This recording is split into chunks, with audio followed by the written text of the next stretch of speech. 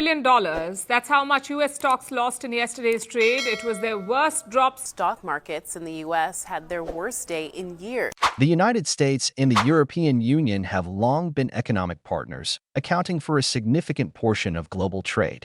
However, under President Donald Trump's administration, trade relations between these two global economic powers began to deteriorate, with the U.S. adopting an aggressive America First approach.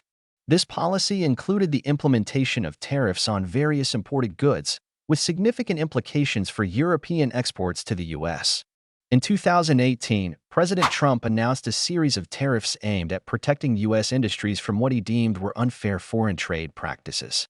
One of the most impactful measures was a 25% tariff on steel imports and a 10% tariff on aluminum, both of which heavily targeted EU producers.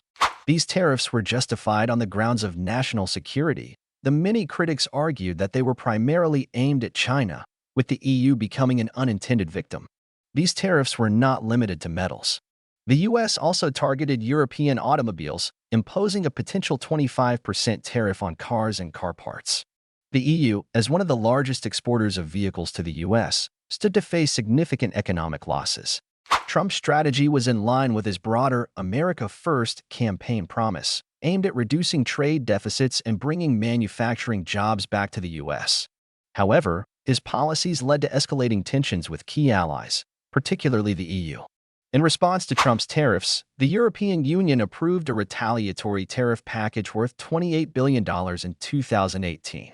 This decision was designed to mitigate the economic damage to European businesses and send a strong political signal against what was perceived as the U.S. undermining the global trade order.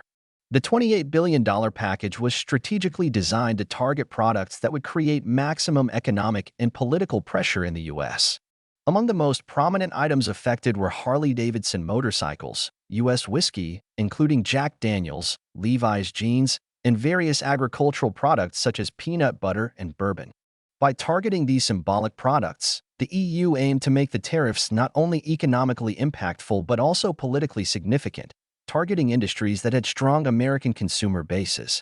The EU's retaliatory tariffs immediately impacted several key U.S. sectors.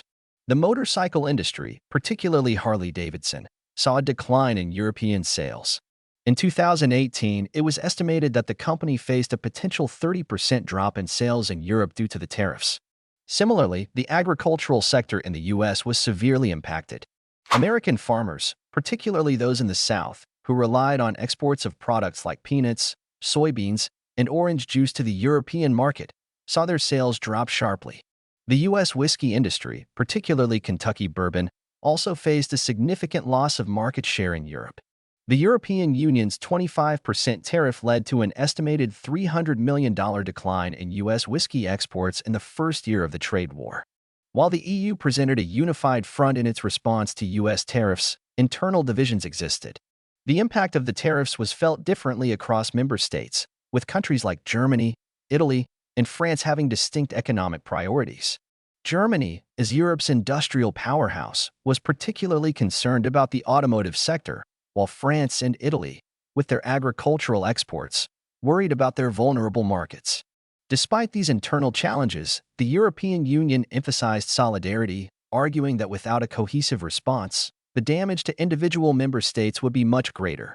The EU's decision to retaliate against U.S. tariffs was thus framed as not just an economic necessity but also a political message.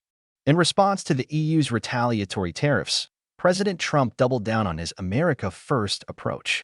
He warned that the U.S. would impose further tariffs on European goods and threatened additional actions against EU industries. Commerce Secretary Wilbur Ross suggested that the European Union was overestimating its ability to withstand further U.S. trade pressure. The ongoing trade war between the U.S. and the EU has far-reaching consequences. For consumers in both regions, prices for everyday goods have risen.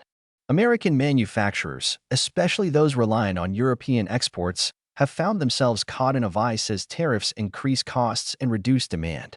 Supply chains have been disrupted, leading to higher production costs, which have been passed on to consumers. Manufacturers in both regions face reduced access to critical raw materials, leading to slower production times and potential job losses. History shows that trade wars often end in negotiations, not all-out economic collapse. The US-China trade war of the early 2020s, for example, ultimately led to some form of agreement, even though tensions remained high for years.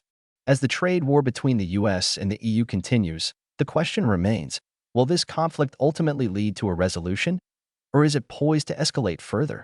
Diplomatic channels remain open, with both sides seeking a way to de-escalate tensions. However, the political will for compromise is yet to be fully tested.